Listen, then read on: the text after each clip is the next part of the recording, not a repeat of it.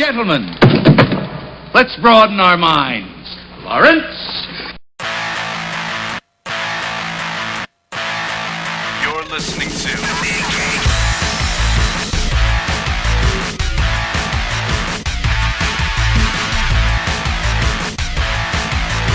Comics Podcasting on the edge of civility.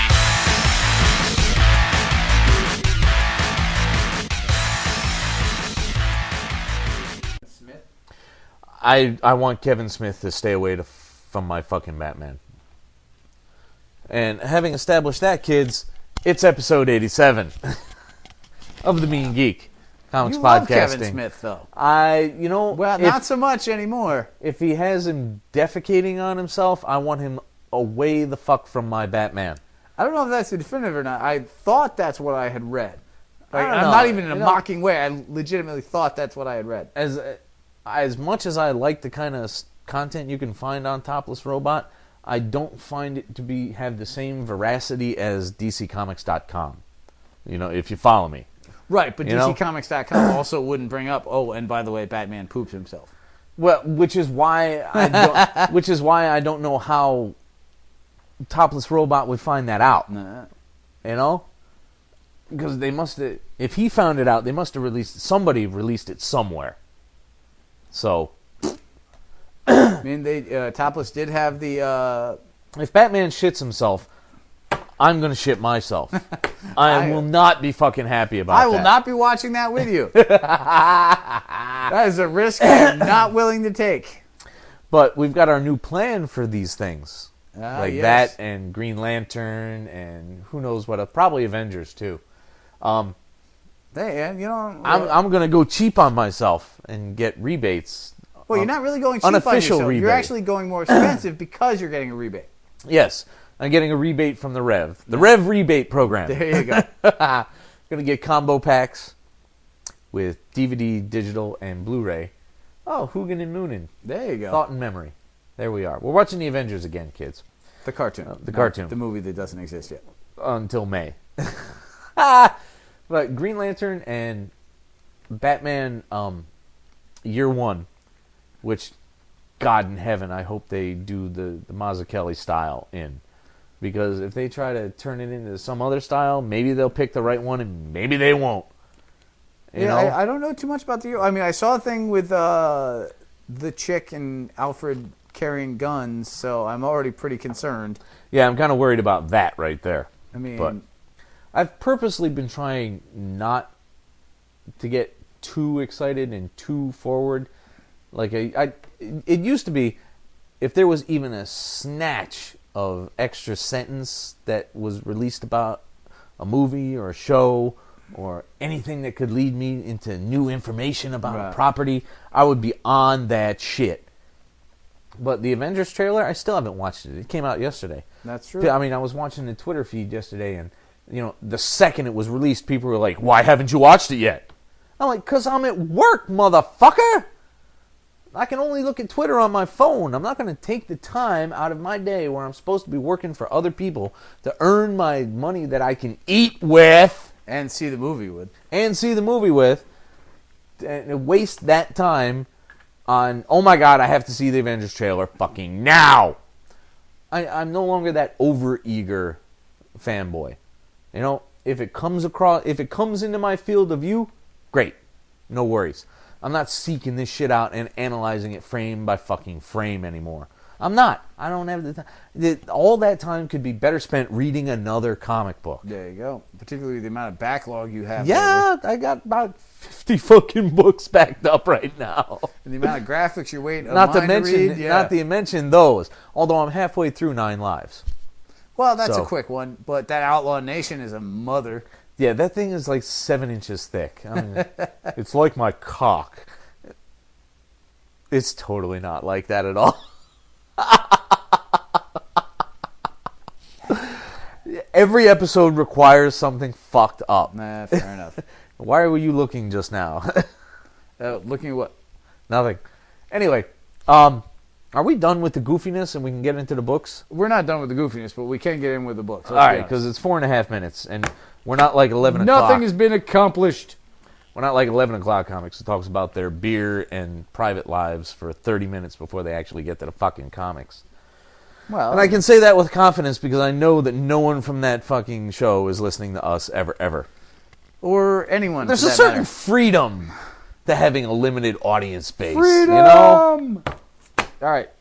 So what is first on the pile today? The Mighty Thor, Ah. 4 and 5, where we begin to wrap up the whole Asgard in Broxton and Cosmic Seed storylines. That is a big storyline to Where wrap up. we have 4 that's nearly all... well, no, that's not true at all. It's 5 that's like that. 4 is all about Broxton and the little fundamentalist guy who gets shorter and shorter every fucking issue. He's so sweet, Have you though. noticed that, though? He's getting shorter every fucking issue. Well, it's challenging to fight Volstagg. Really, he is. He's getting smaller every fucking issue. But they're trying to... Loki has ended up hiding the cosmic Yggdrasil seed somewhere in Yggdrasil itself, which is a hell of a task considering that Yggdrasil is supposed to be all of the known universe. But in the middle of this, the Surfer has discovered that this cosmic seed, if given to Galactus, will sate him forever. He will never have to go looking for another fucking life-sustaining planet to consume. And that is a noble goal. However, without this seed, there can be no further Yggdrasil should this one be destroyed at the end of Fear itself. Oh, it's a bit of a conundrum, so it's a bit of a pain to get through. So there's a lot of argument, there's a lot of exposition between everybody about, are you a god? Where's my god? It's not my fucking god. What is Loki doing? Why did Loki hide the seed? Why does Loki have such a goofball look on his face? The next time someone asks you if you're a god, You say yes! It's really that simple. And then it begins the knockdown drag out between Thor, Galactus, and the Surfer. And I've been dying for ages to see something so epic as Thor literally flying in the face of Galactus and smacking him silly. well, That is fucking... You can't... Don't Nope. even try. That's Nope. fucking awesome. It was very cool. That was awesome. Fraction is my god now. Fuck Whedon. Until the Avengers movie comes out, Fraction is my god now. I gotta get you a new T-shirt. Apparently. Fraction is my master now. Yes, absolutely. I should have made a bumper sticker for that to bring to him tomorrow. There you go. That doesn't get you some free shit. So, 5 is just... it's almost exclusively fighting.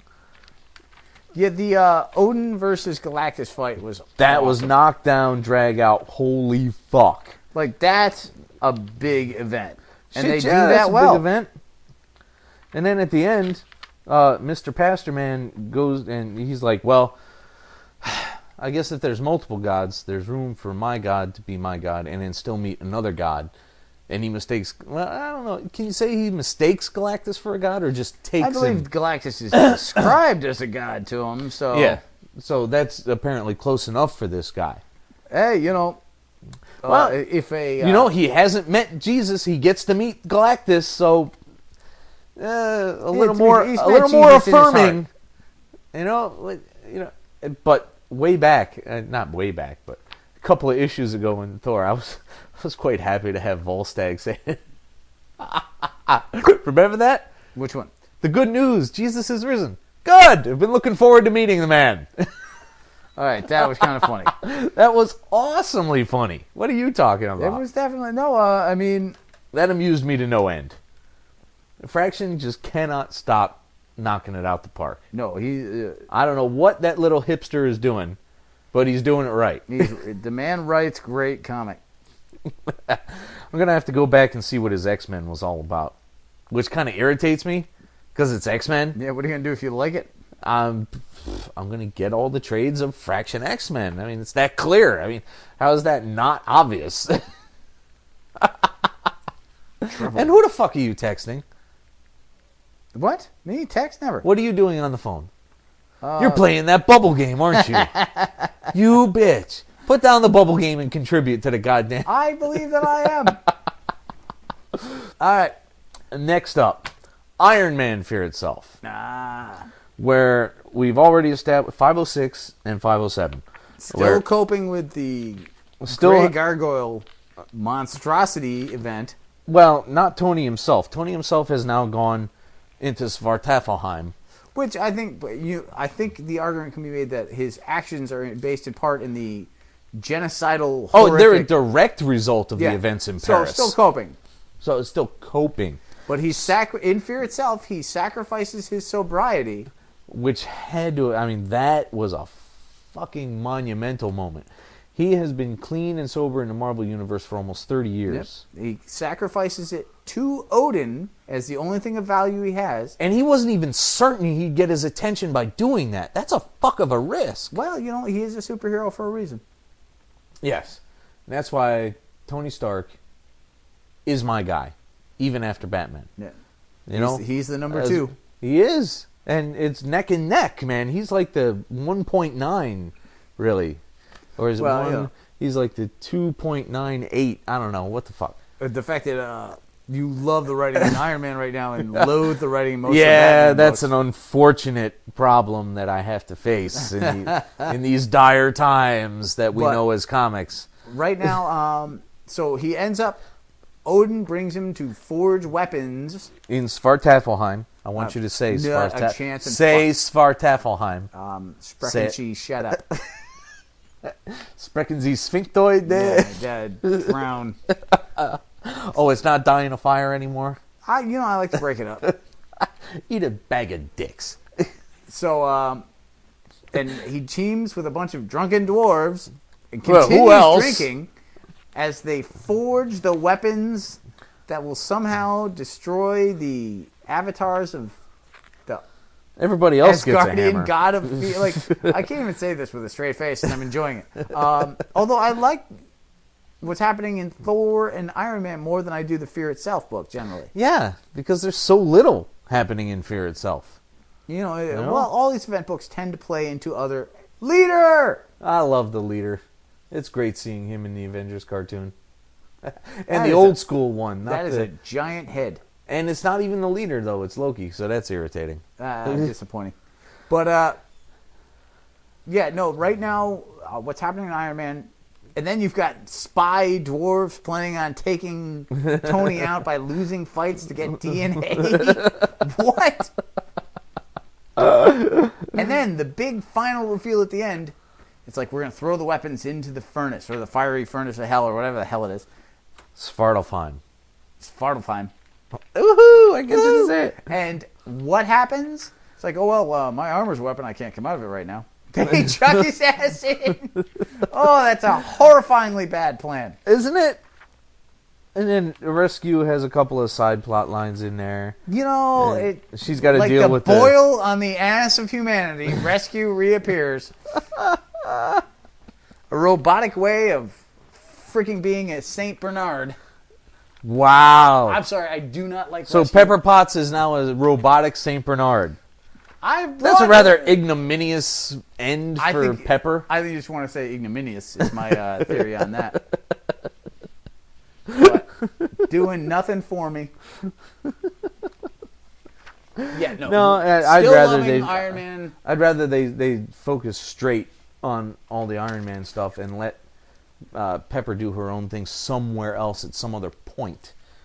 No, right now you know what? Make that another book because I won't buy it. I love Iron Man. It's one of the top books out right now. Huge success. Cool. And that's where we leave off with Iron Man. So, unending praise. I can't believe that it has been like 40 some odd issues. And the guy hasn't broken stride or given us a really crappy issue yet. No. There's been some that are just okay. That was an issue. There's things I like more than others, but overall, it's a remarkably consistent run, and he's even doing so while writing Thor at the same time. Yeah, because I'm sure he had plenty of this planned out, and he's been tweaking. Well, sooner or later you got to hit a wall of what you've already planned before you take the book. Well, sure. Sure, absolutely. And so far, there hasn't been an Iron Wolf saga or Iron Wolf? well, Cap Wolf. Capel. Oh. To be fair, Grunwald was on Cap for like 20,000 years Mark before Grunwald wrote some phenomenal Cap stories. But yeah, like that's what happened. Like sooner or later, you start reaching and you're gonna hit Cap Wolf. Yeah, sure enough. Cap Wolf is a jump in the shark moment. But it was a very long time before that showed up. Mark Grunwald's a phenomenal writer. Like I mock Cap Wolf. I do not mock Mark Grunwald. Wow, that's hard to say. It's a geek tongue twister. Enjoy it. Oh, and that leaves us back to unadjectived Avengers, which I hate even fucking saying. Yeah, there's so many different Avengers. They have to stop. They have to consolidate this shit. They really do. Well, the first one we've already kind of discussed, which is the Spider-Woman discovers she's an Avenger by saving a busload of kids in the interview process. Uh-huh. And love Bacalo's art, but the interview thing is definitely playing itself out to a degree. Yeah, I mean, we got 2 pages here, and they've got 1, 2, 3, 4, 5, 6, 7. They got like 40 some odd panels here of just heads talking to each other, and that's too much. It's all about the interview. That's too much. It's got to end. Although the big semi-splashes on top, and then the dialogue pseudo flashing back. I mean, it does give me a bang for a buck that I'm happy with because there's so much art in there that's so good, and then they minimize the talking head part, so that's fine. But they're fighting the Hulk in this one, and for God's sake, Spider-Woman goes against a fucking Fear Itself primed Hulk? Who would have expected she to survive for a second? No one, including her, which is the whole point. Yes, really. that is the point. This is where we realize that she has come to terms with her value as an Avenger. And it's a very human story, and it's a very close and intimate story. And we see her psyche developing, and I can't continue on with this academic horse shit anymore. Done. But every writer tends to connect to certain characters, and I think Bendis really sees something in Spider-Woman that not too many people have previously seen. I think you're absolutely right. He even went so far as to pitch her own series and then try, I don't know how hard, but tried hard to keep it going. But he admitted himself, I just read this a couple of weeks ago, he admitted himself that he had finally taken on too many projects. Shockingly enough, hits the wall at project number 47. So it's really, it's 50% high-octane action and 50% yakking. Which, is not a bad dynamic, but it's just been done a lot at this point. Yeah, I need these storylines to be over. Which I believe they do after this one. Yeah, I'm hoping they will. I need this mechanic of storytelling to get changed up. No, I literally believe they do after this issue, is my point. Well, we'll find out in a second, because then we go over to Avengers 16, which I'm glad they're swapping out artists, so that way they don't have to be late. I really enjoyed there's a lot to be said for having a consistent team. But there's a lot to be said for having consistent publishing as well. Yeah, but they've done that. I mean, so far the Avengers have been pretty good about that. Marvel is generally... No, it doesn't change in the next episode, as a matter of fact. No, is it still back up? No, it's back to Ramita, but it's still the talking head for several issues. Everybody's talking about their reactions to the death of Bucky, and Maria Hill couldn't give a fuck because she's cold bitch Maria Hill. I'm wrong then, dang it. And at points I dig that, because no-nonsense competence is what I like to see in my heroes. Well, but at least in your S.H.I.E.L.D. Absolutely. If she's in charge, she needs to be straight up, front line.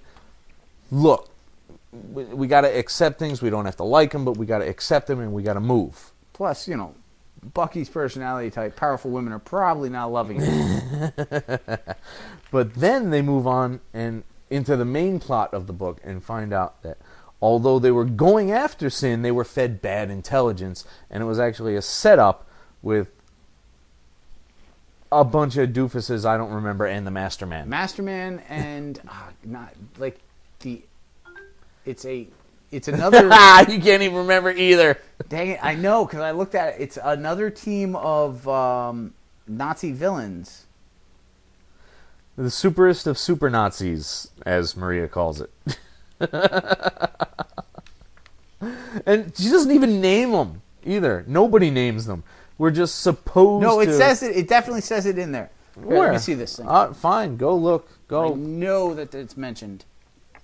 No, she mentions the Masterman directly, and then you're gonna have to find it because I don't think she mentions the rest of them anywhere. Okay. The guys I was up against were called the Exiles, compatriots of the original Red Skull back in World War II. Yeah, but I don't know who the fuck they are. Neither do I, but they do say the name. Well, I mean, it doesn't... I mean, Masterman and nobody else?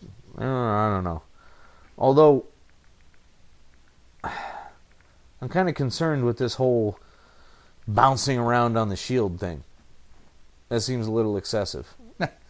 Well, you know what? The shield is like magically able to do a ton of things. You think the shield is its own MacGuffin? I think some writers have used it that way. I think that's actually a clever point because it's an easy thing. You're so used to the once he has that shield, something's going to happen.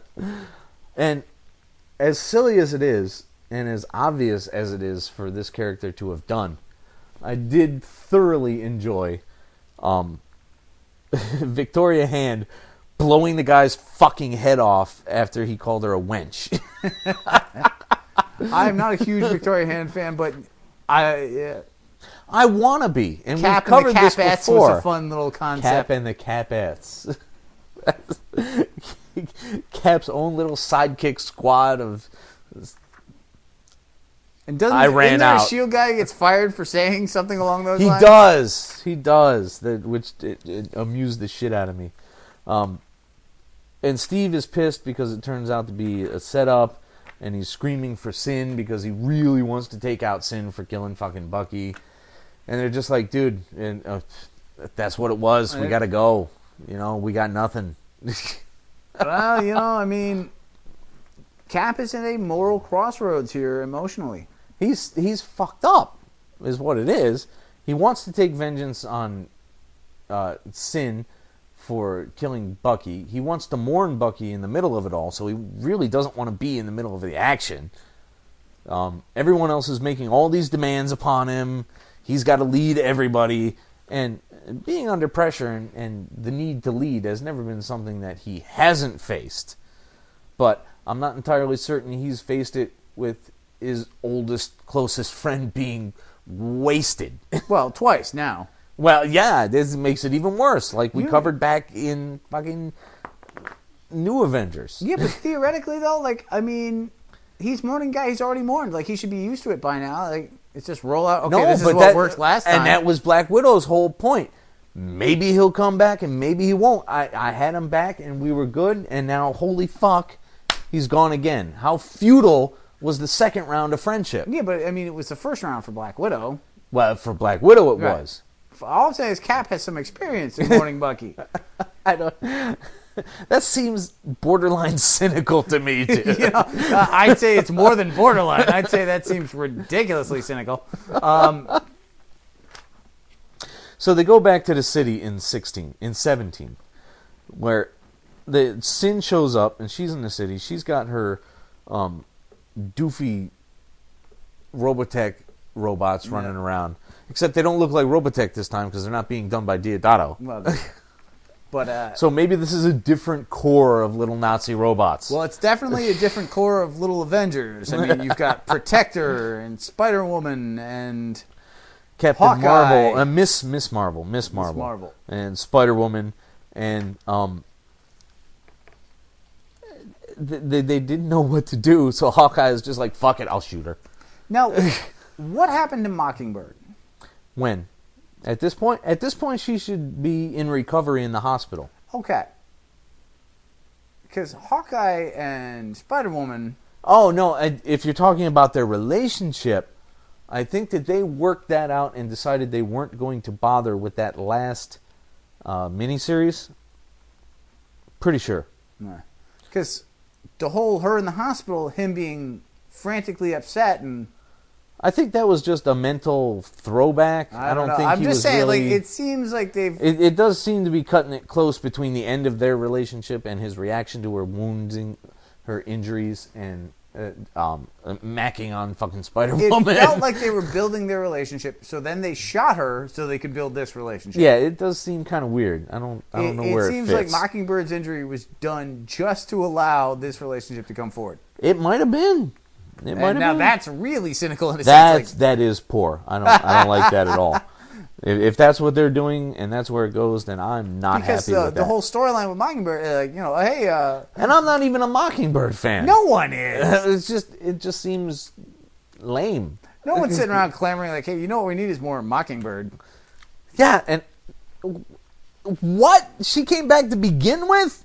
She was a Skrull, for fuck's sake. Yeah. And now it's like, well, I was on another planet for 10 fucking years. I don't love you anymore. Fuck off. It's like, well, I've been macking on everyone with a fucking giant. Yeah. So what? Wasp. You're back. I don't fucking care. Madam Hydra, Hawkeye, a hoe. So it's largely a battle issue. Danny Rand, it was nice seeing him in this big semi-two-page splash punching her out. But it really didn't help. There's a bunch of remotely controlled Iron Man armors, which I'm sure we're going to see him spending several issues rebuilding his iron core, so to speak. Yeah, that's got to be frustrating. It is ironic that the only one that survives is the Iron Patriot armor. That is kind of odd. What are they going to do with that? Somebody's got to be thinking ahead of time with this. We know Bendis. It was just funny, like... it was just a little throwaway, like, this is the armor that lasted. Cause it is the most recent, so that's a logical point. It is. But the irony, all the heroes going, hey, we just got saved by Iron Patriot. Great. Hate that guy. And then they end the interview. Hopefully this is where the interviews end because they have the empty chair. That's it. I knew there was one where it felt like it was the end to that particular And then concept. he wants it to dedicate it to Bucky Barnes because there's Barnes with a B because the alliteration wasn't clear enough. He's in mourning. I know he's in mourning, but who confuses Barnes with anything else but B? Well, Bucky Barnes with an E would have made a lot more sense. It would have, see? Because, you get a semi-illiterate reporter here that doesn't know that a name Barnes and the structure many Barnes, it might happen. So it might be Bucky plausible. Silos. But see? Didn't I mention it before when we were watching this on previous episodes that Black Widow was hot even as a cartoon? You've creeped me out before. Is that the same thing? Yes, it totally is. Okay, then, yeah, we're good. But she's got green eyes this time, and it makes it even hotter. You suck so badly. All right, what is next in the pile? Changing the subject matter. The actual Fear Itself mini. I almost don't want to talk about that at this point. So many things have been covered so effectively in all the ancillary storylines that nothing new and unique has happened in this one. Part of what's confusing is that in Fantastical Force, whatever the fuck they're calling themselves now. Future Foundation. I prefer mine, sadly. FF. They're not even really dealing with the fear itself. No, they're totally not. They've blown by the fact that that's happening. So that's a bit of continuity that we got to figure out eventually. Wait, you know what? I mean, it is what it is. I'm not the continuity whore that I once was. Because I don't really collect anymore. You hand me stuff and I read it, so stressing out over them is pretty minimal for me. But there's definitely like that factor of everything that's happening to the Thing is happening in this book, but with most of the other characters, everything that's happening to them is happening in their books. Right. Like, the Grey Gargoyle hasn't done anything in Fear Itself, whereas in Iron Man... He's wiped out fucking Paris. Which, I mean, he should get an award and a medal. But there is the crazy scene where, although he tries to stop Ben, Thor eventually has to call Mjolnir right through his fucking chest. That was wild. I did have a jaw drop moment when I saw that panel. And that's not even as cool as when he looks at Hulk and goes, and I like him. Yes. That was a kick-ass fucking sentence, man. I just blew a 30-inch hammer through his chest, and he was my pal.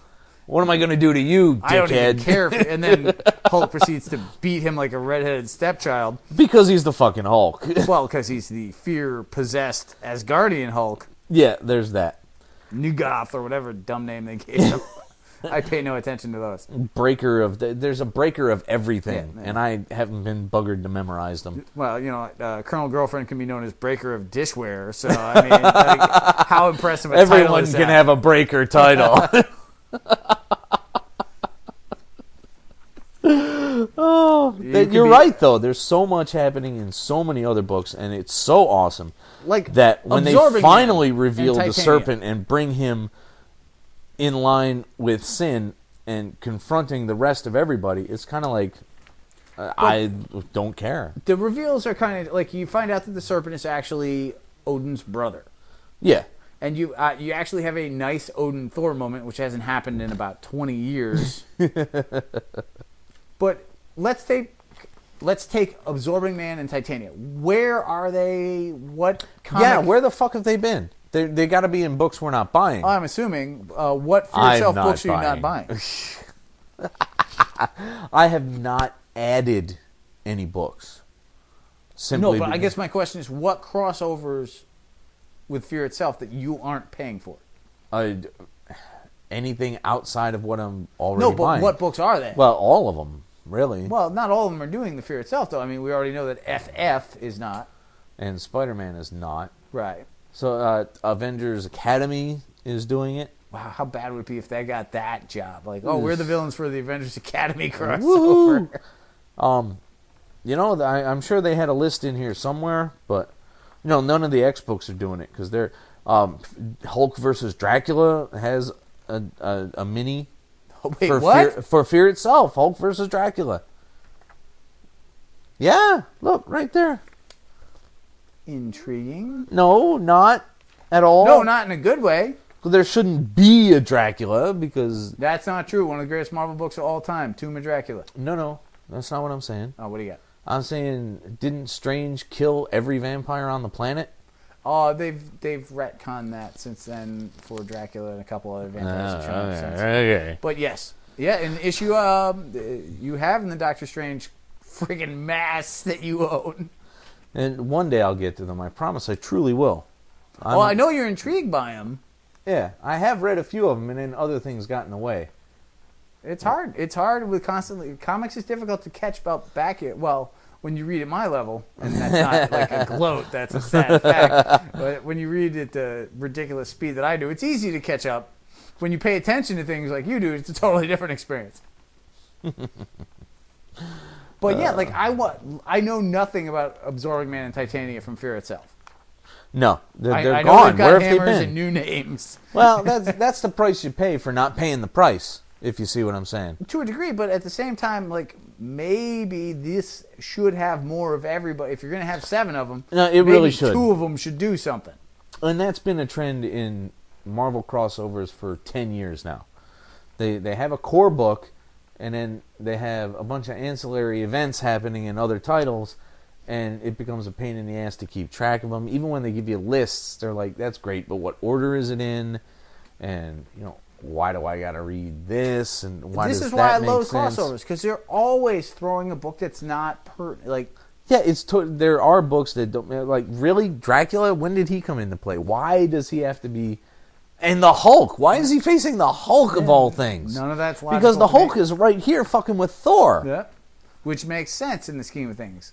But there's all like suddenly there's you throw ancillary characters in there to kind of build sales and add, and sometimes it's like interest in a book, and sometimes it's just trying to get somebody money. There's all sorts of different reasons, but I'm sorry, like if I like a event, I don't necessarily want to buy the 4 Deathlock issues. Well, sure, that's exactly my point, and that's why we don't know what the fuck is going on with Titanium and Absorbing Man and Titania. Yeah. Titania. Titania. Titan bitch. I don't know what the fuck. Wrestler. I don't like it that they broke the shield yet again. Little bit unnecessary. I mean, Cap is already in mourning. You're gonna take a shield too. You've lost the shield several times. You had it dropped into the abyss. His relationship with Iron Man is on the fritz, which is his basically living best friend. Yes. Bucky is dead. Yes. He seems to be banging Sharon Carter again, but they don't really seem to like each other. Yeah, they do have a lot of ethics-based tension going on there. Which in no way cuts into the fucking, but it's kind of confusing. And you just killed Bucky. Like, really? You're going to take his costume again, too? Call him the Captain or Steve Rogers Super Soldier? Like, Commander Stevie. How much fucking demeaning shit is left? And then they have to break the shield again. It wasn't bad enough that they had to have him have a proton shield. Yeah, the only friend he really has left at this point is Hawkeye, and they're not in the same book. Well, the Falcon is still floating around somewhere out there. You know, he hasn't been shown for years. Well, no, that's not true. He was Bucky's best friend while Cap was gone. Oh, yeah, that's right. It was like Cap and Falcon. But he hasn't been hanging around with Cap. Steve. Right, so totally confusing. It's like, what else can we take from him? Does he have a dog? Let's kill that. I'm sure Brubaker has that planned around somewhere. What, killing Cap's No, dog? the Falcon. I'm sure he's got Falcon in the back of his head somewhere. Glory the Wonder Pup takes a bullet in the next issue of Cap. Are you done? With Glory the Wonder Pup? Yes. Probably not, but temporarily, sure.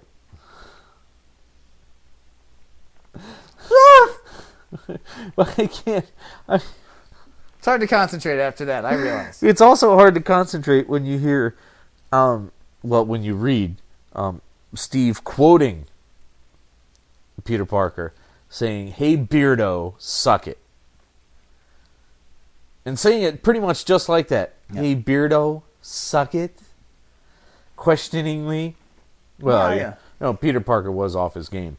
But at least Valeria and Franklin had enough wherewithal and knowledge and power to resurrect and remove the whole worthiness thing from Ben.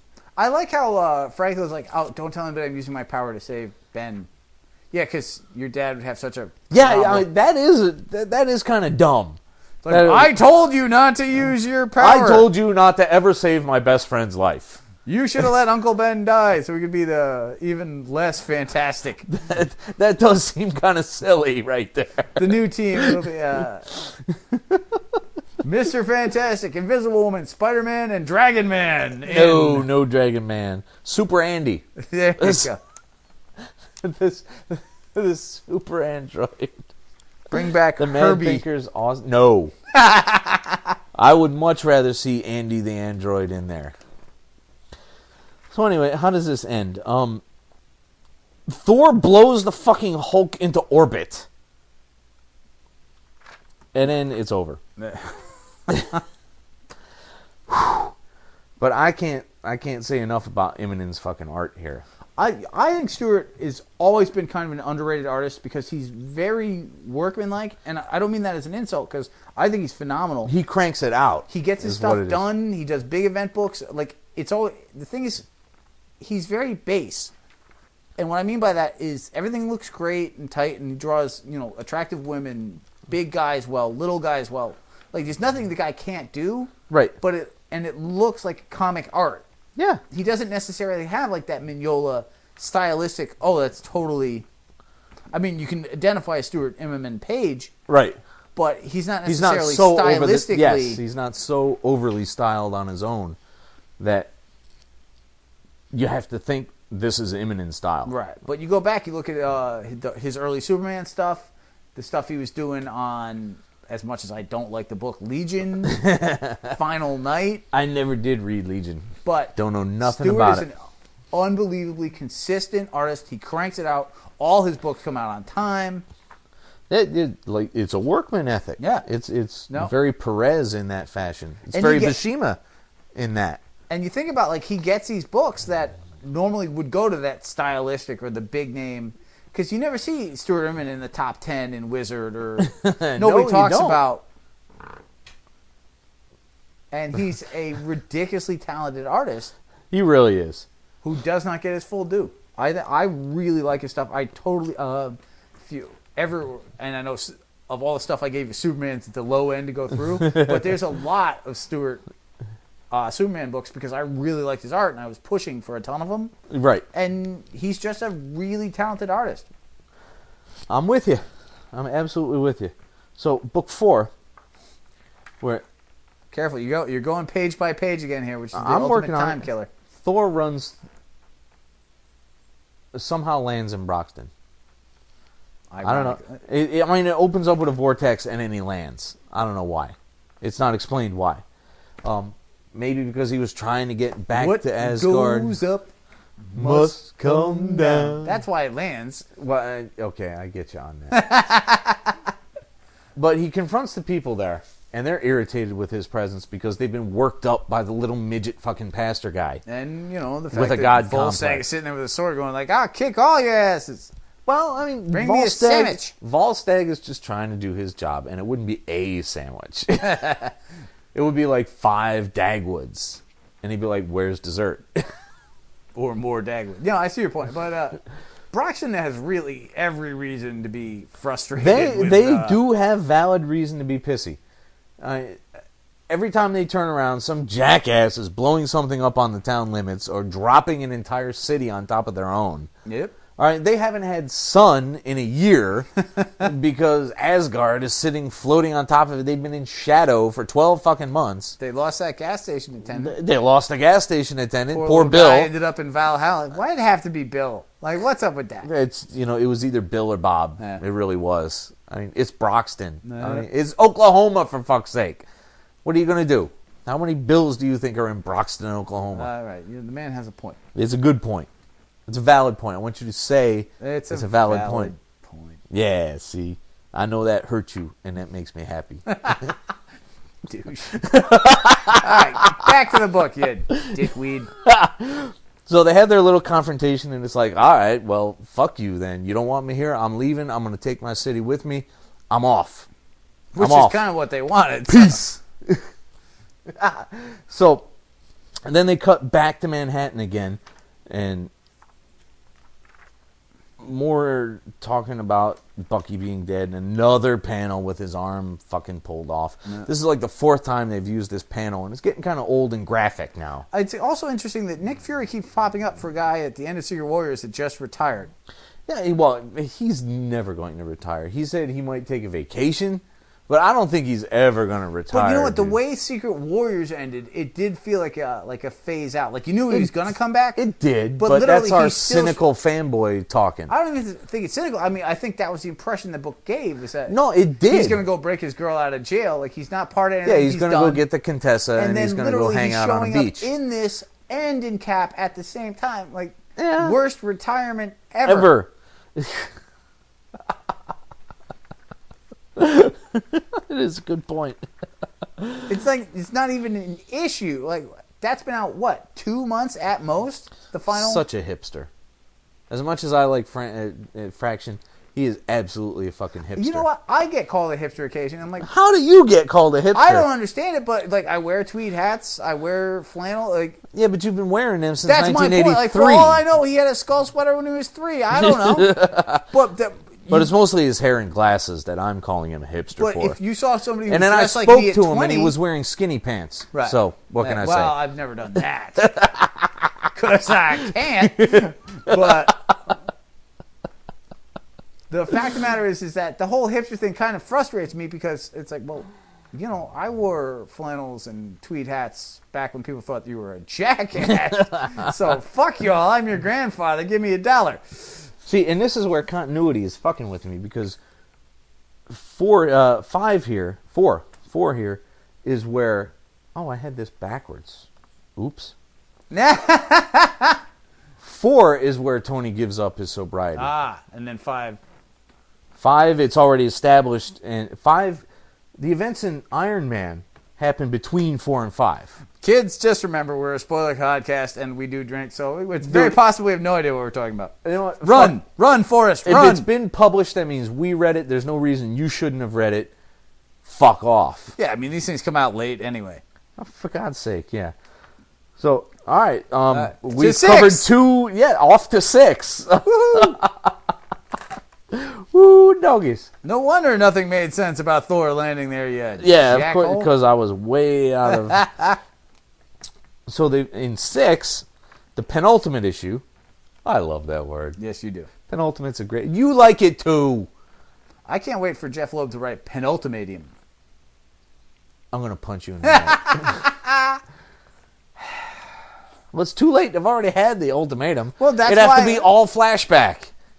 I'll find penultimatium and then ultimatum 2. More ultimatums. You need to stop speaking. It's not like you can't picture it. No, you're right. I can picture it. It's just dumb. Look at this, man. Percy! Hydra agents, Percy. This is a great cartoon. And Wolverine. The Howling Commando. He had to show up at one point or another. So they end up with Thor having the shit kicked out of him, and they're carrying him along, and they're trying to figure out how to get him healed. So they bring him to Asgard, and Steve immediately takes charge and says, "Look, motherfucker, this is your fucking mess, but it's happening on our planet. So you're going to help us clean it the fuck up, or you can vamoose." I mean,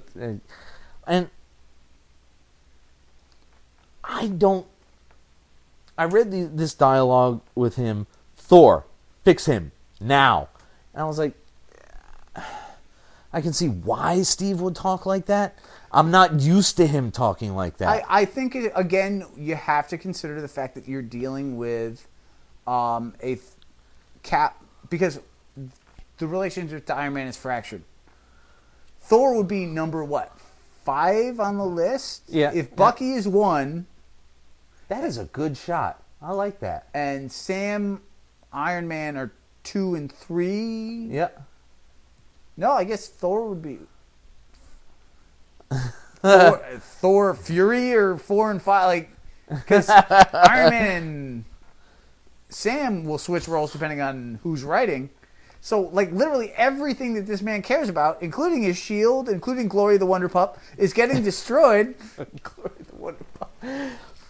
But I can see why he's saying these things to someone he would otherwise display much more respect. But I'm just not used to it, and it was a mild shock. Well, also the Fear book isn't building that storyline so much as the Cap book is, and then there's so much back and forth going on between the 7. Cap is currently Wolverine. He's in so many fucking books right now. Yeah. And then they explain it just 2 pages later, and I was happy with that. You just smack talk Odin, Steve. How you holding up? He's like, I'm pretty fucking far from okay. Steve Rogers is played by Sylvester Stallone in this. No. Ving Rhames. Oh, good God. Come on. Fair enough. Pretty fucking far from okay. You know what I'm talking about. Then poor Spider-Man. I mean, everybody gets dismissed to go take care of their family. Actually, no one gets dismissed. Spider-Man gets dismissed to go take care of his family. Because Cap and he is starting to believe it's the end of all things. Which is so un-Cap-like. Like, that's what drove me nuts. It's like, because he's go ahead, because we're going to die anyway. That is not a Cap attitude I'm used to at all. Right.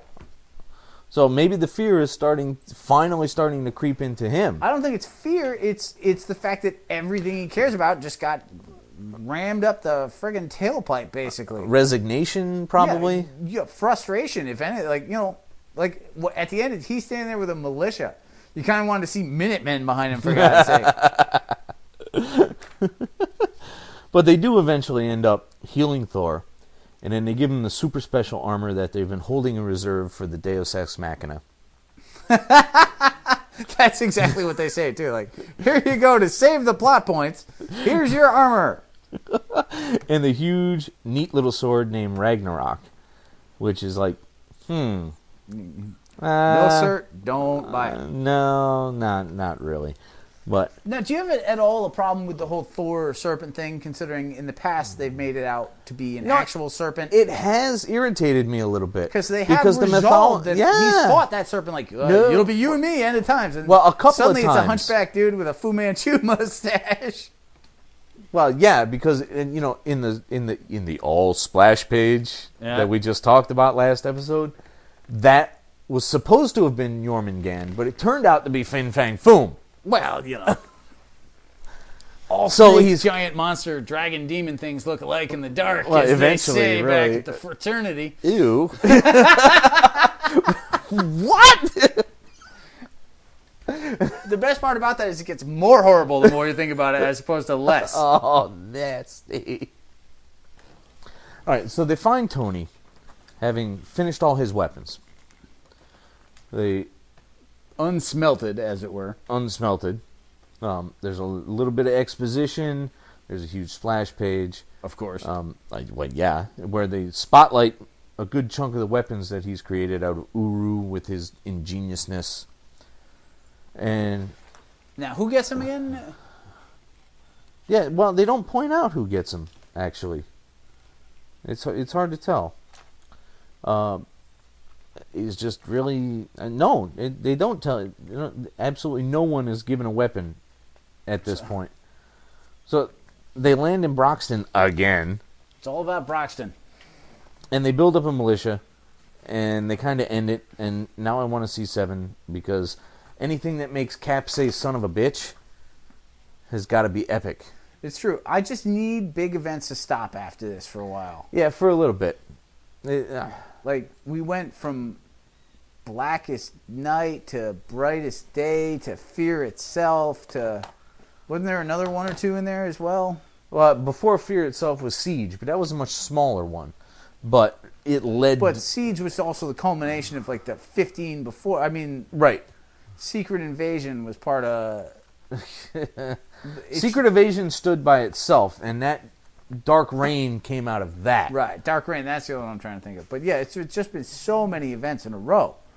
And it's staggering, isn't it? We don't know where to go with that.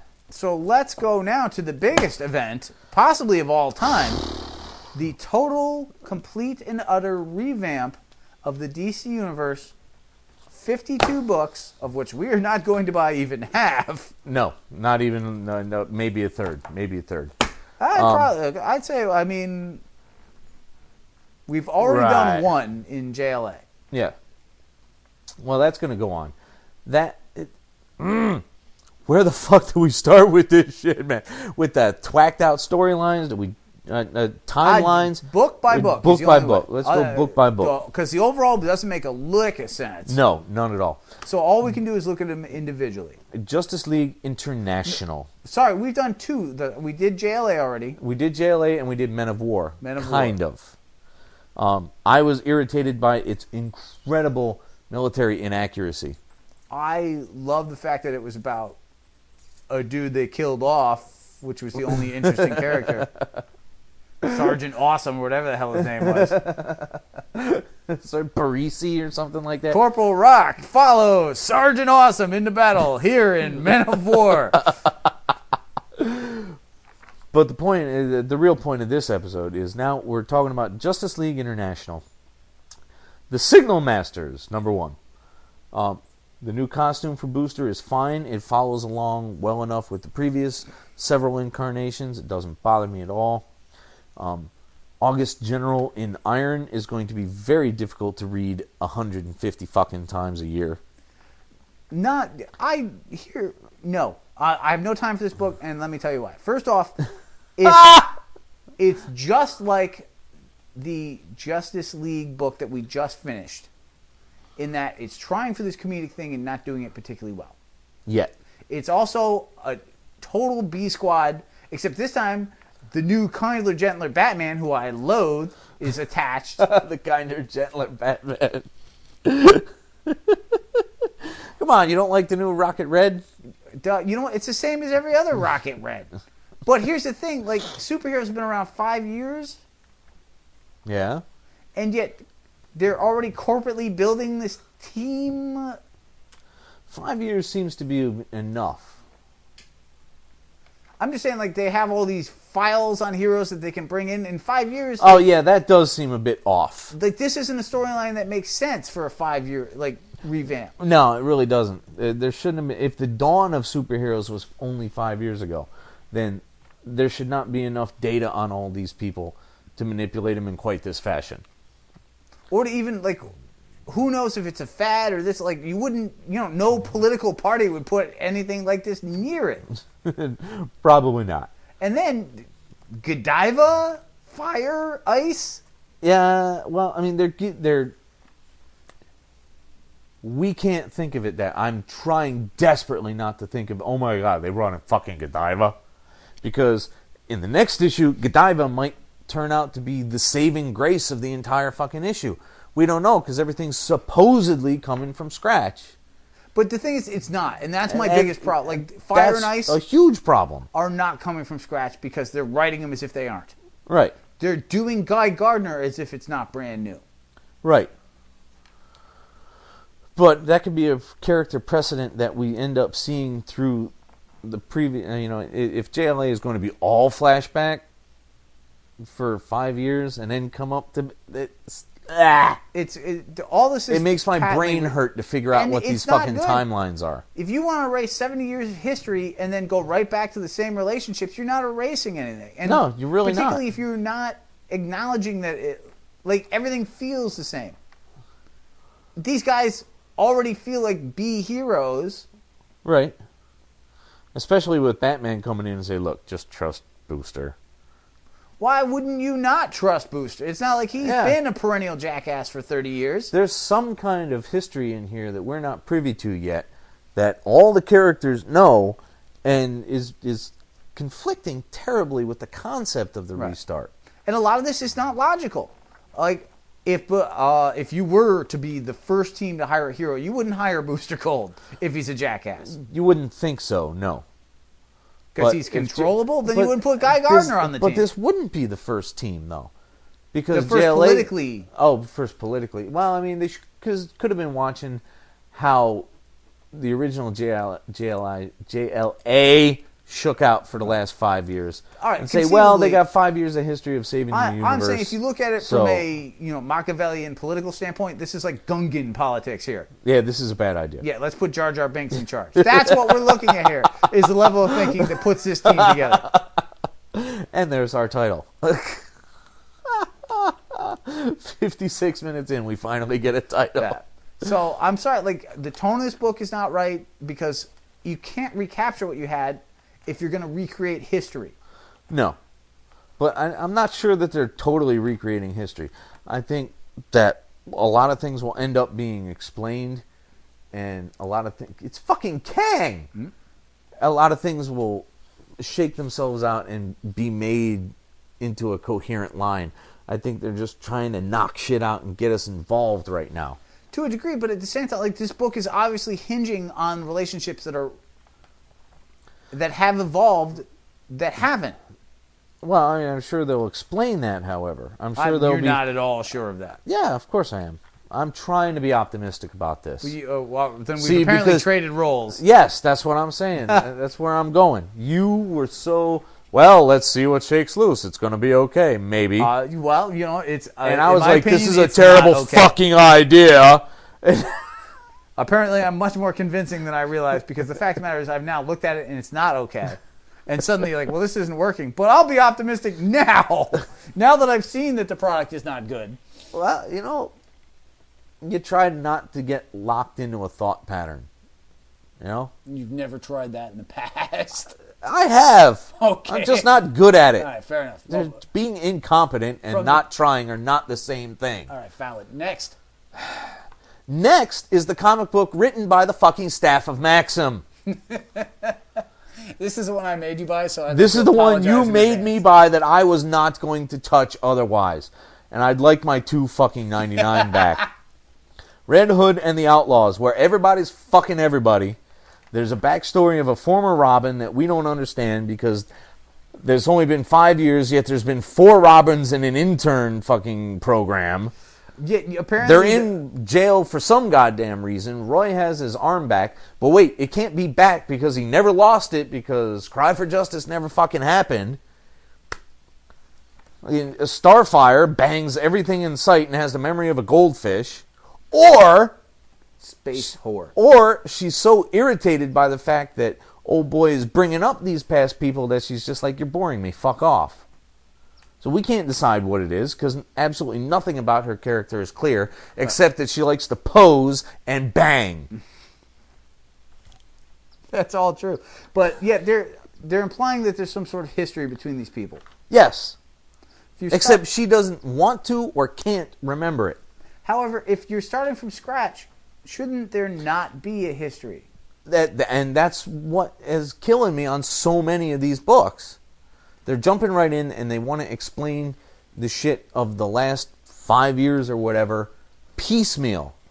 So apparently at some point there was some sort of variation on the Teen Titans. Yeah. Yeah, that seems clear. Which apparently lasted about the time of a gnat hiccup.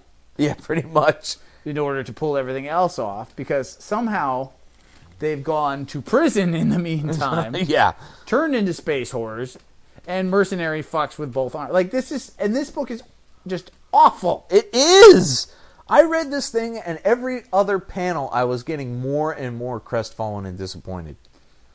And when they bring in things like the all cast, so if you have an all cast, that implies that everyone is in that cast. There is no fucking cast. A caste is a division of class and society strata. You can't have an all anything in a caste. You are this and they are that and the other guys are that again. Otherwise, it's a no caste. Right! So all caste is no caste, so why say caste? It's just the group. Yep. Nope, valid. That kind of weird, tricky, grammatical horse shit irritates the hell out of me. Now, to be fair, of all the 52s that you're going to buy, let's say, rough estimate, at most 20 of them. Not even. But at most, this is the only one that you are immediately dumping on one issue. Absolutely right. Everything else you're giving at least a three. number 2. Okay. But I did find it mildly clever that when they showed them in bed later, that the headboard was still smoking and he had a burn mark on his chest. That was kind of humorous to me. But also overindulgent in the fact that they had banged. He said, okay, great, we'll fuck. And then, we really didn't need to be shown that they did. We knew, you take it as read. Yeah. Yep. Done and done. I'm telling you, Scott Lobdell was hanging out way too much with the staff of fucking Maxim when he wrote this. No, all set with that. Not doing it. Next up. Wonder Woman. All right, this is the highlight of the new 52. This was a well put together story. It was kind of curious about some of the character designs, but between Azzarello and Chang, I'm not sure how you could get a much more winning combination there. And to be fair, I didn't understand most of this book, and not because they're not resolving things right from the get-go. They're not even presenting things properly right from the get-go. We don't know why Diana has an apartment that seems to be We know nothing posh. about Diana. We don't know who this blonde girl is. We don't know why Hermes is an alien in a World War I trench warfare outfit. Well, see, the helmet they left largely unchanged. Fair enough. Okay? But the messenger of the gods has some weird crossover with a carrier pigeon. If you follow me. The helmet may be the same, but when you put him in the uniform of a World War I doughboy, the helmet is different. Really weird. And when you make him some sort of gray horse-faced alien... Well, I think the key here is the bird feet to cross over with the messenger pigeon shit. But it also doesn't explain anything else. No. Including how he got shot, but right, what did he get shot with that was so effective against the messenger of the gods? Apparently a bullet. But why was that sufficient? People aren't really believing him that much anymore. Maybe he's a lot more sensitive to bullets. Well, that could be. And it is a really clever but gross way of creating a minotaur, centaur. Which, chopping off the horses' heads and letting the man parts grow. I shouldn't have said that. Letting the human half grow out of the neck. Yeah, no, nastier than a bag of frogs. That was clever, and I did dig that. I still don't get the bird aspect, though. No, there's a lot that I don't understand, but I'm intrigued by it. I don't know what the key is. So, to me, this is the highlight of 52. It's a book with a... but then again, I love most of what Azzarello has done. I might be biased. Yeah. And it's not like, so far, it's a slam dunk of awesome. It's intriguing, and I want to read more. Yes, if it goes horribly awry, it's not like I'm going to look back like there was such I'm curious about everything. I like the art. I like the writing. But I'm not like, oh my God, that was an amazing issue. I just want to know more about what the fuck is going on. Whereas most of these, I'm like, I want to stop reading this. I can see that.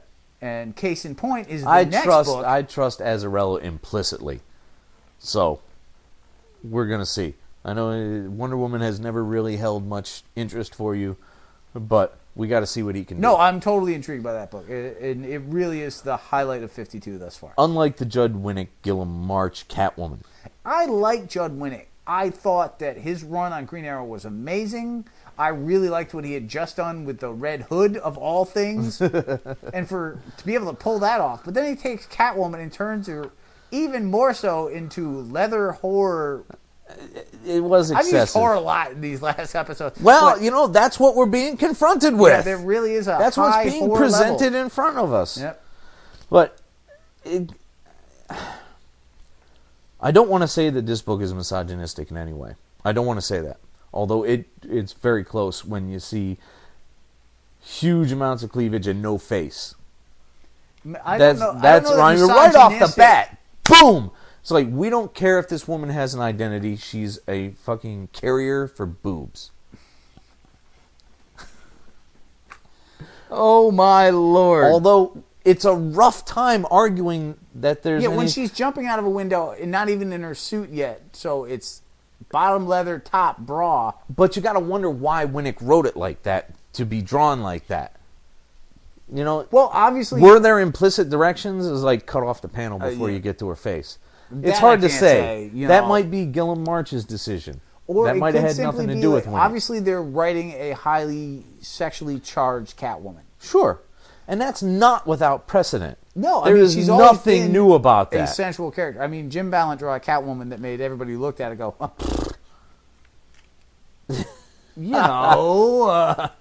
and it's a fact.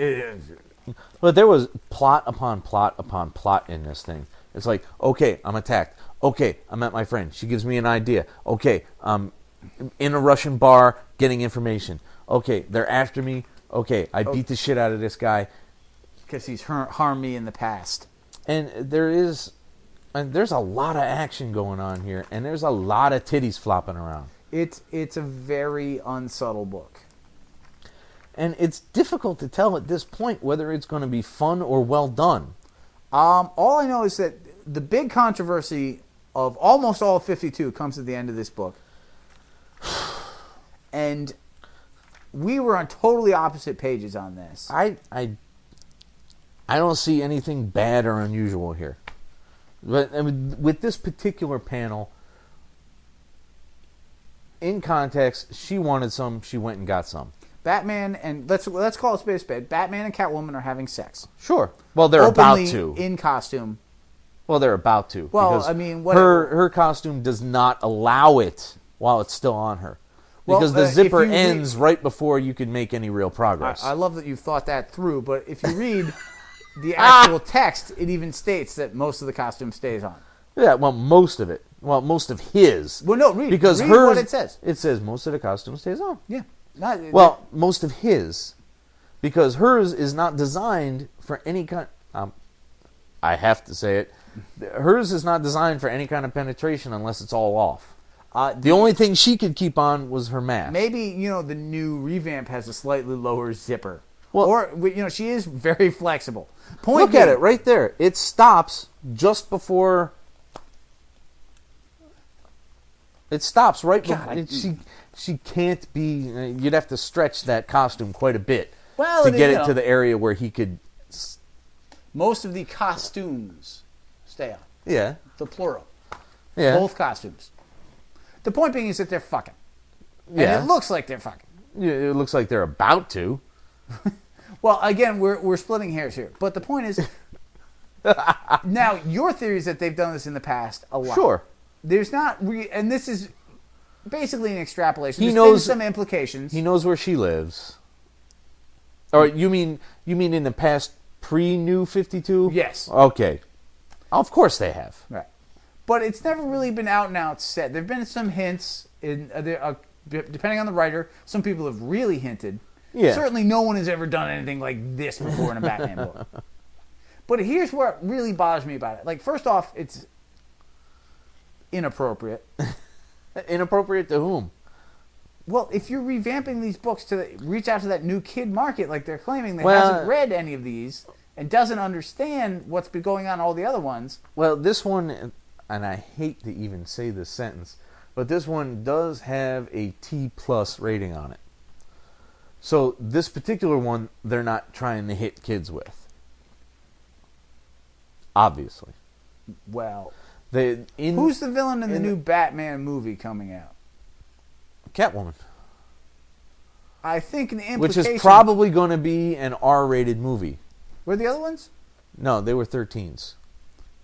So where are you coming with the... I've read a couple of articles here and there that says some of the plot points that they were contractually not allowed to reveal, although they could hear, would say that it was going to end up an R. I will be shocked if that happens, I admit it. But if it does, then then we have a different...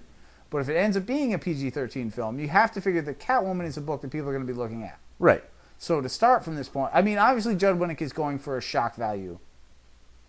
Sure, and it's hard to tell if he's jumping straight for that or if he thinks that shock is an acceptable organic outgrowth of the situation he's writing. And honestly, like, I didn't read the Jim Ballant Catwoman. I know that it was a sexually... well, it was drawn sexually. Like, he made her a very physical character. I don't know how else to... But, like, I read 0 and 1 and maybe one other. Like, I don't have a ton of information on this. But Catwoman's always been, a sensual character. Yes. This is sexual, and there's a big difference there. Oh, sure. And it's hard to say what's going to happen when here. And I would probably be more forgiving if the rest of the book were good. No, I don't have a problem with the rest of the plot. I really don't. Okay. So you're at least mildly intrigued by that one. Sure. Okay. I mean, as far as I was with Brubaker and Cook. I did like, before I got the trade a couple of months ago, I had gotten the 1-issue 1. Now, because I know I'd had that one. Are you sure you owned one as well, or is that... Okay. Yeah, I bought it, and then that was just on the edge of where I had to stop buying comics altogether for a few years. And the first issue, it didn't blow you away, but the overall graphic redeemed itself nicely for you. Yes. Okay. So I'm willing to give Catwoman another try. No, fair enough. I don't think it's a total write-off. I just don't think that aspect of it was particularly appropriate or well. No, you're right. I'm with you on that. I just don't want to throw away the whole book because he wanted to wite honestly, one sex scene. The only books I didn't want to... Well, there's quite a few that I didn't want to... The only two I was like, please don't buy again were Men of War, which you did anyway, and Red Hood and the Suck Butts. Red Hood and the Suck Butts. That's the title. There you go. We got to crank this up. We're an hour over already. All right, well, how many are left? What do we got? Several, really. Let's just talk about Batman. I personally, being a Batman guy, found this one of the most promising ones. I found it better than Detective. Well, you have been loving Scott Snyder's American Vampire. Yes.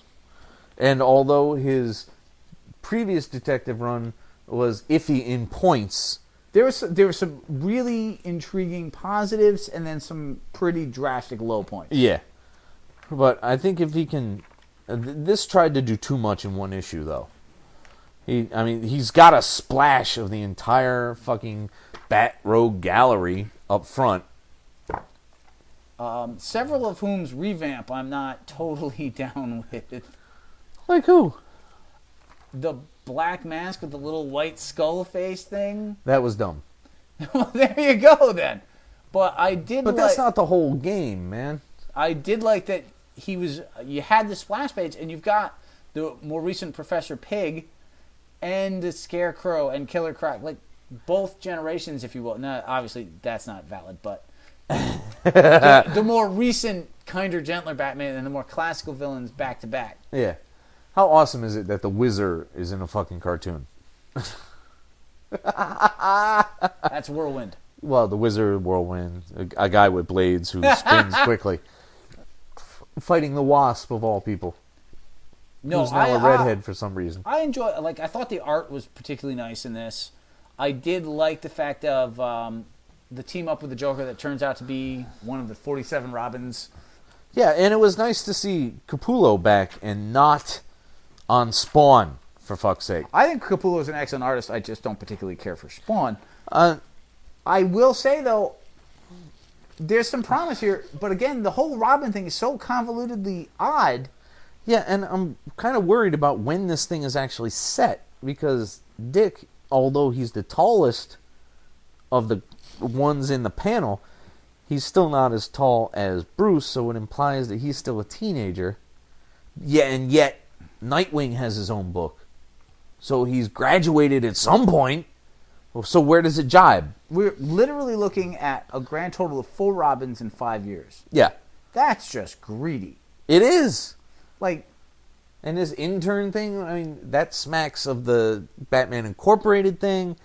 But you would think that if it wasn't a direct outgrowth of the Batman Incorporated, they would be other Batman in other cities, not going on and making their own identities in Gotham. Yeah, now a lot of what Morrison did, since he's a big progenitor for the whole 52, was kept from Batman. Is that what's going on with the Batman Incorporated? I know Batwing is out there because he got his own book. Yeah. Is there an El Gaucho book coming? I mean, I have not heard of an El Gaucho book.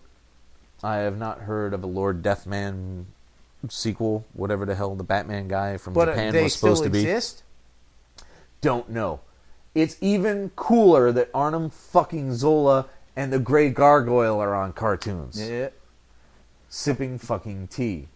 From a concrete cup. And a couple of Ultrons. This is such a great show.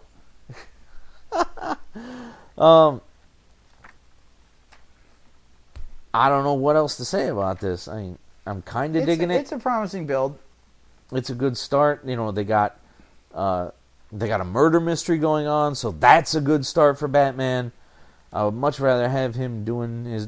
You know, they ought to swap how they're doing this. Right. Because what's happening in Detective is not very... Detective-y. Crime fighter detective-y. Mandrill. Ah! So, but, you know... I want to trust SNYDER for his American Vampire work, so we'll keep going here. Fair enough. Batwoman. You were universally panning this issue. My thing, Batwoman, the art is amazing. There's some decent writing. The fact that every cop in DC is apparently, female cop in DC is apparently a lesbian just strikes a ridiculously... That does seem numerically unlikely. Not even that, it's just sad. Like, that you can't have a powerful woman in authority. Like, I have no problem with some of them being, like, obviously. But to go the opposite and have all of them be it. Well, to be fair, Maggie was an import from Metropolis. It doesn't really help. How many powerful female cops are there? None. Well, really? No. I mean, you've got Montoya. Who ended up being the question, but is no longer the question. Now she's the answer. Oh, for God's sake. You've got Maggie. And, well, you did have the woman that was married to Commissioner Gordon, who's now dead, and who knows where she is. Sarah Essen, yes. Yeah. But, it's two for two. I mean, that just No, seems... it's a very good point. There shouldn't be any reason that if you are going to have lesbian characters, they can be something besides cops. You know, there are other jobs out there that I'm sure lesbians are interested in doing. I feel awkward even having it. Obviously, you know, we're not a great freaking force on either side of this particular equation. But the fact of the matter is, it just, you know, because the Huntress has always been that question with that too. Like, has it really? I mean, I had thought there was. Perhaps I'm wrong. I hadn't read many. I have not paid a ton of attention to the Huntress. If she wasn't in a Batman book, I've never read her, so I don't know. She was in the Birds of Prey thing for a while, but I, again, didn't Yeah, but I follow wasn't reading it at that point. So, I mean, I could be wrong there. That might have been my own interpretation of it, which would then fall on my error. But it just feels like there's this, to be a powerful woman in Gotham.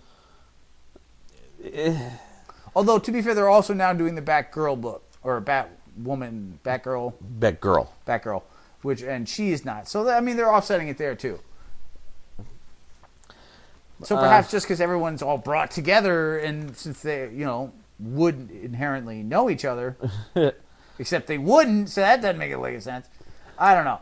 And then you've got the feud with her father over not telling her that her sister is alive, who became this clowny supervillain. Another one. Right. Well, not another one. We can't say it's another one. We can say this is a take on the previous one, because if we're restarting again, then Alice there wouldn't have counted. Well, Alice was her sister, yeah, and still is, because they're talking about the feud. So she's not talking to her father. It's just so convoluted. But the art is amazing. Alice is not the same character she is in this one as she was in the detective run. Are we sure on that? Well, I mean, she kind of has to be, because she's this weird hydrology, water-based spirit thing, whereas no, that's not Alice. That's what she's now currently dealing with. So she's got two sisters? No, that's not her sister. That's the current case she's working on. The reference to the sister is talking about the previous experience. That's why she no longer talks to her father. Oh. But I didn't get that out of reading those. Well, I mean, take a look at it again.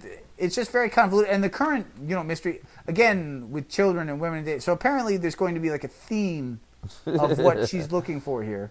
There's a lot of dead kids, which I'm not entirely comfortable with on any level. I mean, obviously, it's a comic, but... And, I'm kind of worried. Now, did this get a T+ rating? No, straight teen. Okay. That's kind of nice, actually, that they're not like, oh, they're lesbians, therefore it has to be plus. Yeah. I'm kind of mildly worried, grammatically speaking, that they call the lipstick building... Well, I mean, it's so difficult to not sound like a complete jackass talking about lesbians and lipstick at the same time. It's to be taken seriously, which is, and it's a subject that has to be taken seriously, because the whole homosexuality in comics is so rarely touched upon, and when it is, it's done poorly, like for the most part, yeah. North Star. That was a goddamn debacle. Yeah, he's gay. No, he's really a fairy. Like that, like as many jokes as you can make about that, like just bad. Yep. Disrespectful and bad. Yep. Which makes me So trepidatious about why they name the lipstick building Department of Extra Normal Operations. It's kind of like when you're trying to write from an area that you have no real experience in, you're gonna fall to tropes, really, and yeah, and that makes it worrisome. Right, but the fact that there's an openly gay superheroine is obviously a positive thing. Sure, and the fact that it's got a good team on it is a good thing. I don't like the villains. I think it's overly arty and just not interesting. So I want to applaud it on one level, and I don't want to read it. Some sort of water-based kid-killing ghost thing is not my idea of a good time. The whole Alice thing I thought was appalling by the end of it. I loved it when it started. Yeah, I remember that. I think the art is great. I thought it was building up nicely, and then it just became blah. And it seems to be starting blah. I do like that Batman came by and didn't instantly take charge of everything, but instead had some kind of proposition for her to do her own crime fighting. Well, that's because it's the new, kinder, gentler Batman. Now he just encourages people left and right. Is that really a bad thing, though? Is that really Batman, though?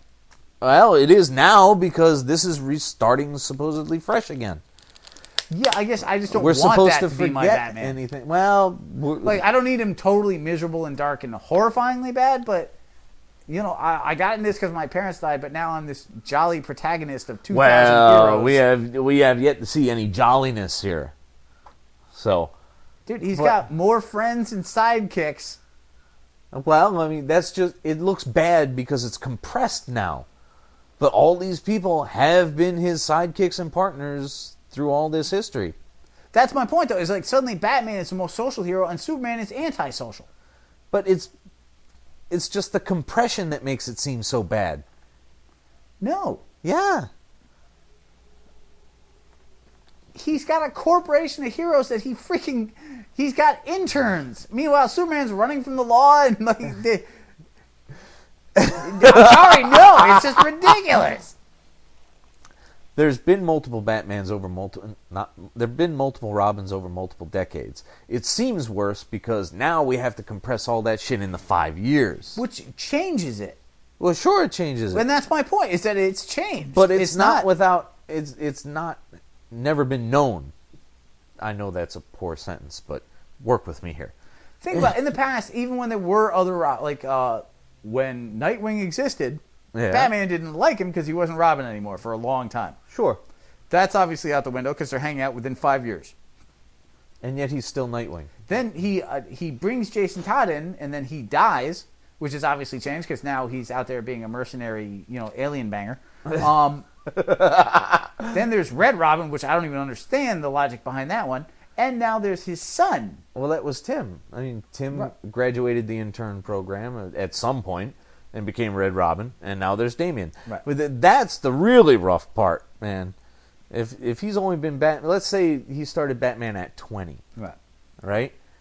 And Damian's 10 when this is happening, which is 5 years after JLI, which was roughly, let's call it a year after. He would have had to bang Talia 4 years before JLI. Well, obviously, the whole Talia thing has nothing to do with Batman at this point now. Is the only way that can make sense. It's tough. Then we haven't even resolved it.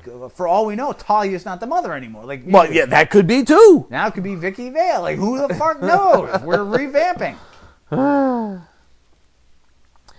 Anyway, I've had enough of that. Morrison. Morales. I like Morales. I'm reserving judgment on Morrison so far. A lot of people have been calling Action the best of the new 52. And I'm trying to come at it like, all right, this is new. This doesn't have to be, and is not required to be, the Superman I've always known. He doesn't have to be the big blue Boy Scout. He doesn't have to come to the conclusion that he should be a big blue Boy Scout yet, because it's so early in his career. I'm trying to look at it that way, but it's really fucking rough. When I see Superman running around being all vengeful on the street and calling everybody rats with money, it's kind of rough. Don't like it at all. And I guess, that's my bias, and that's... Neither of us could ever be qualified as a large Superman fan. Not really, no. I mean, I collected it more than you did, and mine is in no way impressive or... Right. But the thing is, I liking Super... Like, having the number one guy in... Superman is Superman for a reason. And they're just crapping all over it to me. Yeah.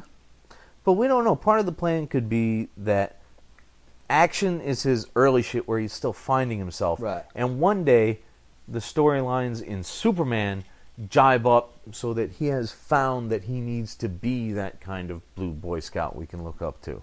I just, there could be a plan of evolution there. Right. But it's not clear that there is yet. Yeah, I mean, it's very hard to make real judgments on these. I can honestly say I don't want to read the Red Hook anymore, or Red Hood.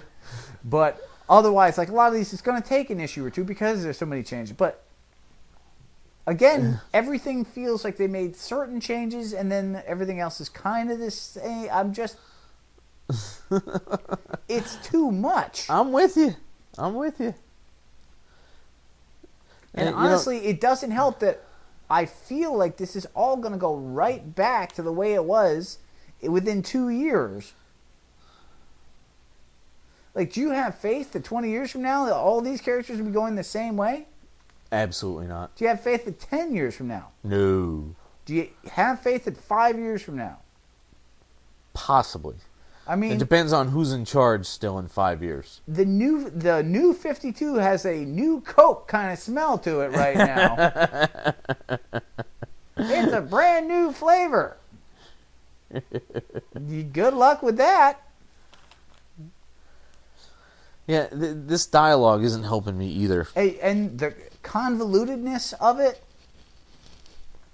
The thing is, so many of these books. He's actually, in the very opening pages, he's actually quite cynical about justice and the law, and especially for being in Metropolis, which is supposed to be, although it has crime, it's supposed to be a much brighter. Maybe it's not though now. Well, maybe yes, you're right. Maybe it ain't now.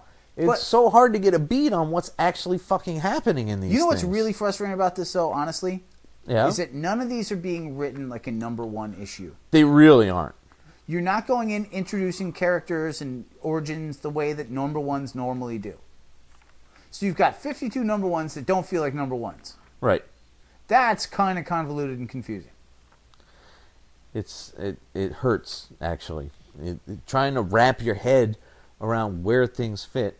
And, all right, well, when are they going to explain that to me? Right. Or when are they going to explain this to the rest of us? If they put more effort into that, into having at least some, obviously, there's always going to be the occasional one that they do differently, this or that. But if more of them had origins and starts and been clear. Yeah. But don't revamp and then assume, well, all this history.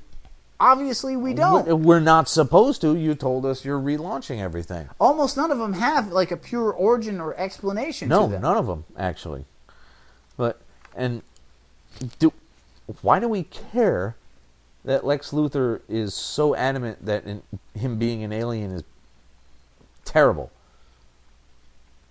I mean, honestly, this is why the Ultimate Universe worked as well as it did, is they legit started from scratch. They did start from scratch, yeah. It's like, I just got bit by a spider. Feel sick. Oh, wait, I'm climbing a wall. Goo's coming out of my hand. Call a doc, Mom. Dead uncle.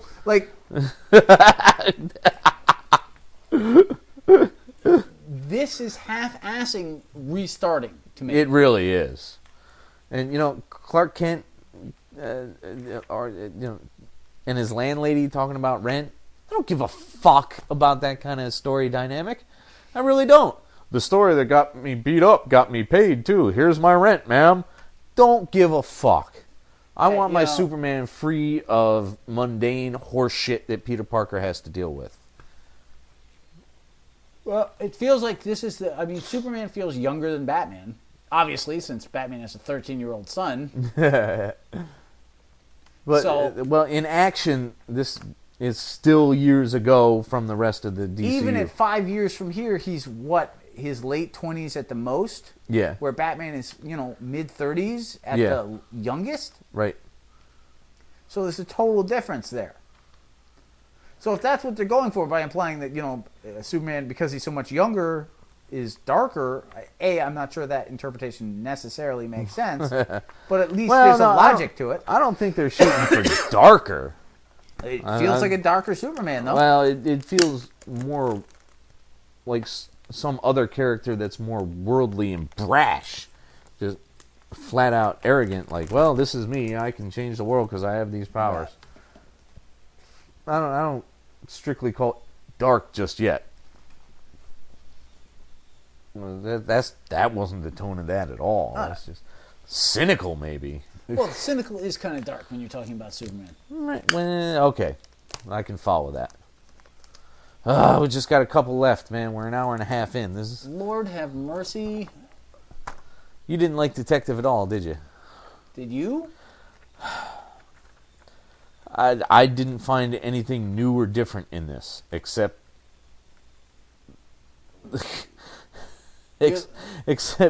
Joker ripping out people's throats. I haven't seen that before, ever, anywhere. But him meeting someone who was so fucking over the top that the Joker could be convinced to go along with ripping his own fucking face off for a new one. I don't know. It's perverse and odd. I have a hard time wrapping my head around the idea that anyone could convince the Joker to do something like that. I mean, that the Joker could see something so interesting about anyone else on the planet that he would think it was a good idea to say, all right, well, yeah, you're the doll maker, make me a doll mask out of my own fucking skin.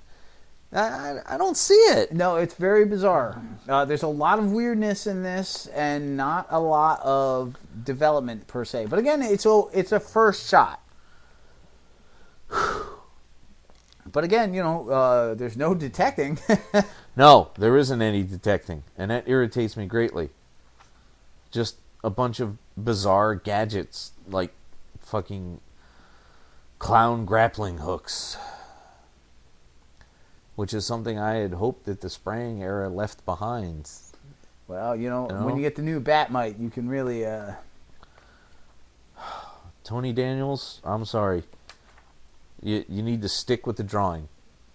He does fine with the drawing. I don't have a problem with the art at all. The art's fine.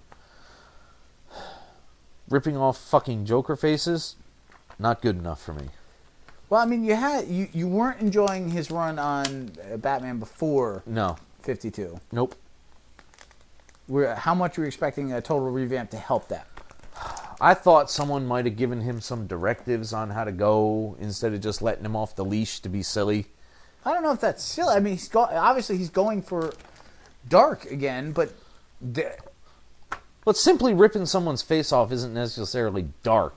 Dark is a tone of grimness and helplessness. Removal of face qualifies as dark. No, it qualifies as horror. Which is normally dark. I see your point. Like, it's not the only aspect that dark seems to imply, but if you're going to have a kinder, gentler Batman in every other book, then it ought to jibe in this one. Yeah, you probably shouldn't have face chewing offness in one of them. Offness. If Uncle Batman's out there with his wards.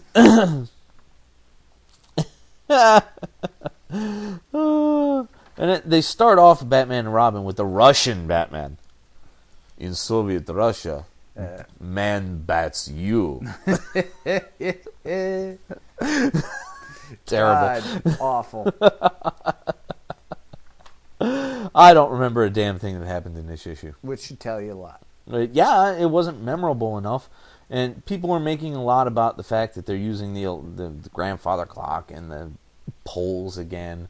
But that was something I could just as soon live without. Stairs are good enough for me.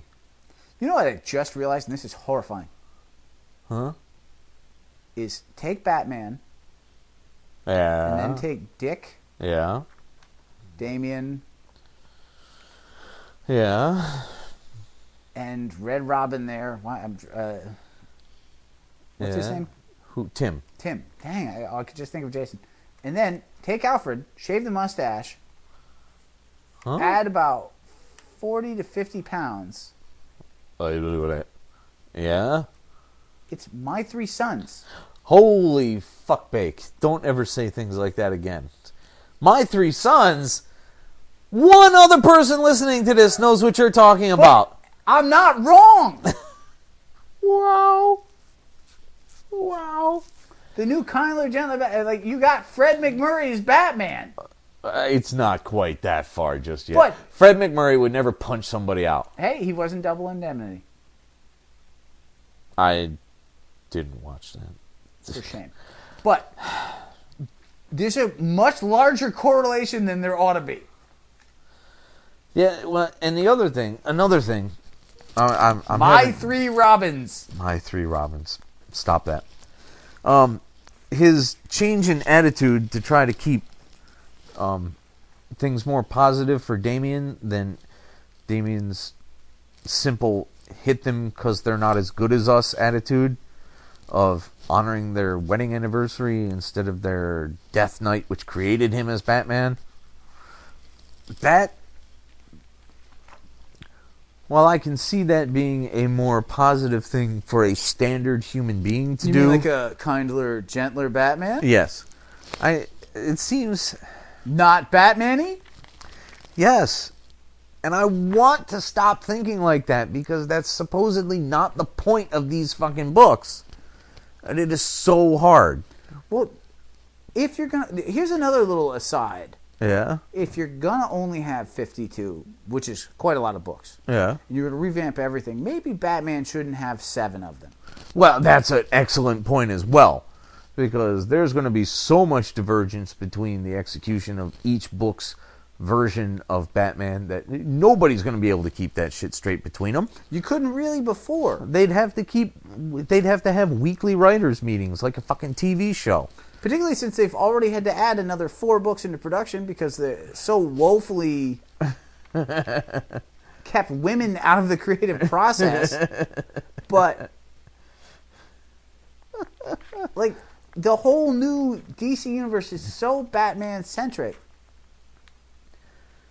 They got to let somebody else be around for a while. You don't think that might have a backlash? Oh, sure it will.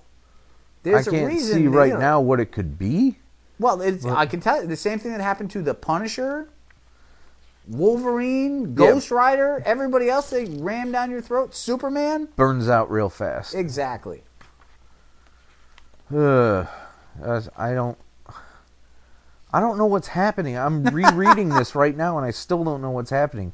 There's bat guys being dripped into green acid for some reason, and there's a factory fight, and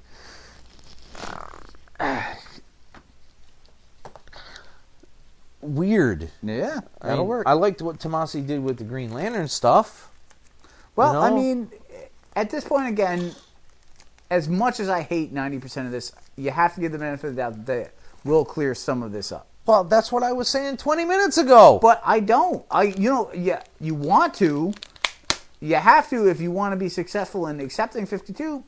But honestly, I gave it credit when you hated it. And then it came out, and it lived down to everything I hoped it wouldn't. Batgirl, I can walk again thanks to a miracle that I won't talk about. What? That's. I'm sorry, Gail, but that's your idea of generating suspense? I mean, obviously you're curious. Sure, I'm curious. Absolutely.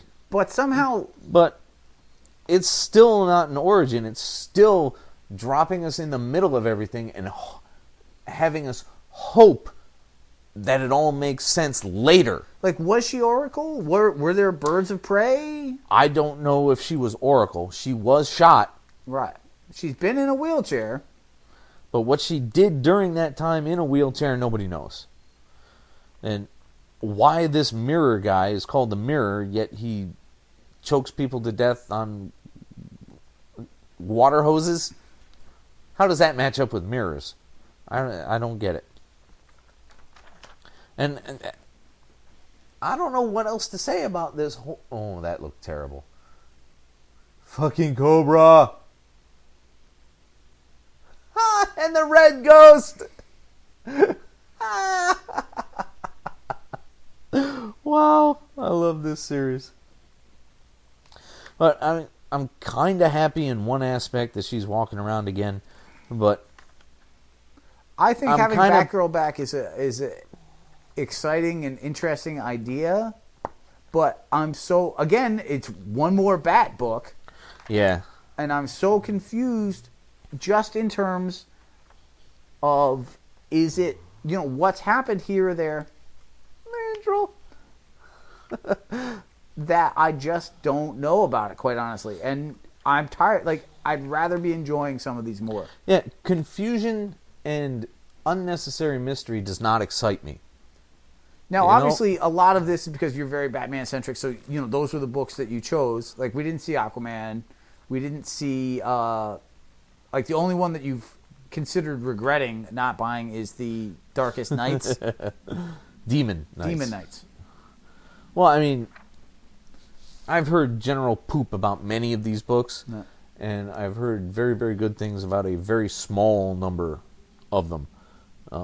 Superman, Demon Knights, one of the Batman. Yeah. And the thing at the end where she gets caught for, appearing to have chucked the guy out the window and now the police think she's a murderer. That's so fresh. You know, bring me something fucking fresh. You know? I just don't know. There very few of these are really making me feel optimistic about them. And I really want to be optimistic about this shit, but they're just not giving me anything to work with. And like, there's a lot of movies and a lot of media and a lot of stories and TV shows and other comic books that are loving dropping you in the middle of a story and then letting you work with what they think is suspense and then eventually paying off your patience and giving you a real story. But way too fucking many of these books are trying to do that. Way too many. Virtually all of them are dropping you mid-center into storylines that are already occurring or characters that have been around for 5 years. There's no origins. There's no logic.